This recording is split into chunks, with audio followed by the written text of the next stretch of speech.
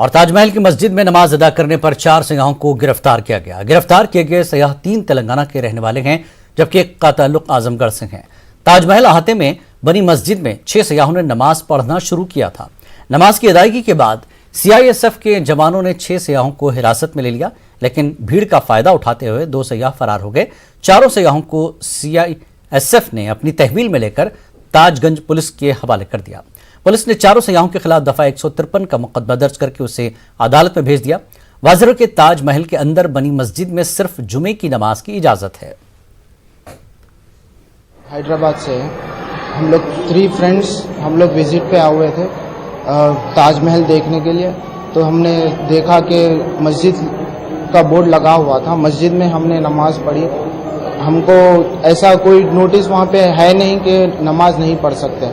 हमने किसी और को भी देखा था नमाज पढ़ते हुए, तो हम लोगों ने सोचा कि शायद पढ़ सकते हैं, इसीलिए हमने अंदर गया और किसी ने हमें रोका भी नहीं था और वहाँ कुछ लिखा हुआ भी नहीं है और हमको पता भी नहीं है, क्योंकि हम लोग विजिटर्स हैं, हैदराबाद से आए हैं। और हम लोग मैं 3 साल से कनाडा में हूँ, ये 1 ईयर से कनाडा में स्टडीज़ चल रही है हमारी, और 1 मंथ के लिए विजिट पे आए हुए थे। और इनका दिल्ली में काम था US बायोमेट्रिक का, तो हम लोग दिल्ली से यहाँ पे ताजमहल देखने के लिए। हाँ, तीनों फ्रेंड्स हैं। ये कल शाम को लगभग 7 बजे के आसपास CISF जो अंदर की सिक्योरिटी को देखती है, पूरे रेड जोन की सिक्योरिटी को देखती है, उसने ये पाया कि 6 लोग वहाँ ताजमहल में स्थित मस्जिद में नमाज अदा कर रहे हैं।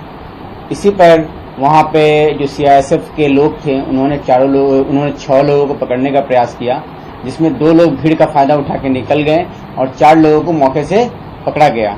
उन 4 लोगों को CISF के द्वारा थाना ताजगंज में सुपुर्द किया गया और CISF के द्वारा दी गई तहरीर पर थाना ताजगंज में मुकदमा पंजीकृत किया गया है, धारा 153 भादवी, और उसके बाद अग्रिम विधिक कार्रवाई की जा रही है।